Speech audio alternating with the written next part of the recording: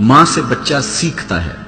یہ بات ذہن میں رکھیے گا کہ بچہ سن کر عمل کرنے سے زیادہ دیکھ کر کے نقل کرنے میں زیادہ دلچسپی لیتا ہے. وہ ماں باپ کے کردار کو سیکھتا ہے. اس لیے ماں باپ کو اپنے کردار کو اتنا پاکیزہ رکھنا چاہیے کہ بچے اس پاکیزہ ماحول میں پرورش پائیں. بہت سارے لوگ آ کے ہمیں کہتے ہیں کہ جناب اس کے لیے دعا کیجئے کہ یہ نماز نہیں پڑھتا. تو میں پوچھتا ہوں جناب آپ پڑھتے ہیں؟ تو وہ کہتا ہے ہاں میں تو نہیں پڑھتا، یہ تو پڑھے. تو میں کہتا ہوں یہ کیوں پڑھے؟ تو اگرچہ یہ ہر شخص کی آرزو ہے کہ میری اولاد نیک ہو، ایک چور بھی ایک آرزو رکھتا ہے کہ میری اولاد اللہ کی ولی بنے، لیکن ایسا نہیں ہوتا.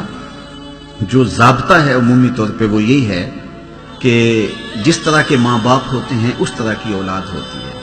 الولد سر لابیہ، جو اولاد ہوتی ہے وہ والدین کا راز ہوتی ہے. یہ کبھی کبھی ہوتا ہے کہ نیکوکاروں کی اولاد بھی بری ہو جاتی ہے اور بروں کی اولاد بعض اوقات اچھی ہو جاتی ہے، لیکن یہ قاعدہ نہیں ہے.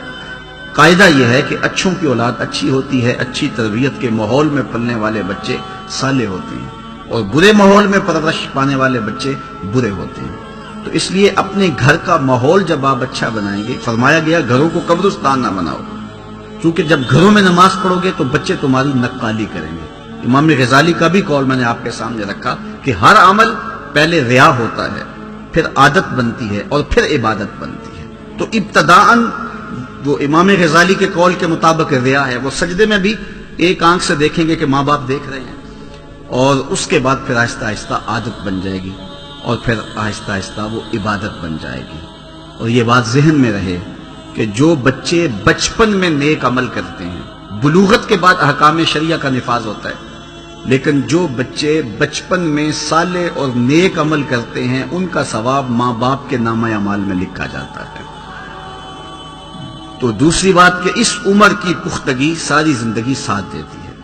تو 7 سال کی عمر میں ہی بچوں کو نماز کی تلقین کی گئی، اور 10 سال کی عمر میں اگر وہ نماز نہ پڑھے تو ان کو سختی کرنے کا کہا گیا. ماں باپ اولاد کی صالح تربیت کے حوالے سے بنیادی نقطہ یہ سمجھیں کہ ان کو اگر رزق حلال کھلائیں گے تو پھر ان کی طبع میں، خون میں صالحیت پیدا ہوگا. جب اولاد کو حرام کھلایا جائے گا تو اس کے اثرات بد ظاہر ہوں گے، اور آپ کی محنت کوشش کے باوجود بھی وہ سدھر نہیں پائیں گے، اس لیے کہ آپ نے ان کو لقمہ حلال نہیں کھلایا. تو اپنی اولاد کو رزق حلال کھلائیں، بلکہ انہیں مشکوک رزق سے بھی بچائیں. جس طرح ہم دیکھتے ہیں کہ جو ناقص غذا ہے ان کا معدہ خراب کر دیتی ہے، اسی طرح جو حرام غذا ہے ان کے باطن کو خراب کر دیتی ہے. اس لیے پاکیزہ اور صالح غذا کا ان کے لیے اہتمام کیا جائے.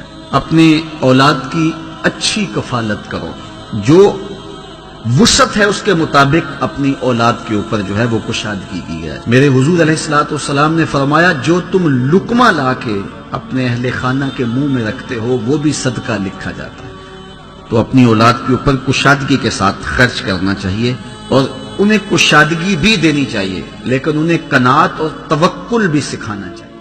حضور نبی رحمت صلی اللہ علیہ وآلہ وسلم نے ارشاد فرمایا ہر پیدا ہونے والا بچہ فطرت اسلام پہ پیدا ہوتا ہے. اب اس کے ماں باپ اس کو یہودی بناتے ہیں، اس کے ماں باپ اس کو عیسائی بناتے ہیں، اس کے ماں باپ اس کو مجوسی بناتے ہیں. تو گھر کا ماحول بچے کی ذہن سازی کرتا ہے، تو وہ فطرتاً مسلمان پیدا ہوا ہے، اس کی طبع کے اندر اسلام رکھا گیا تھا.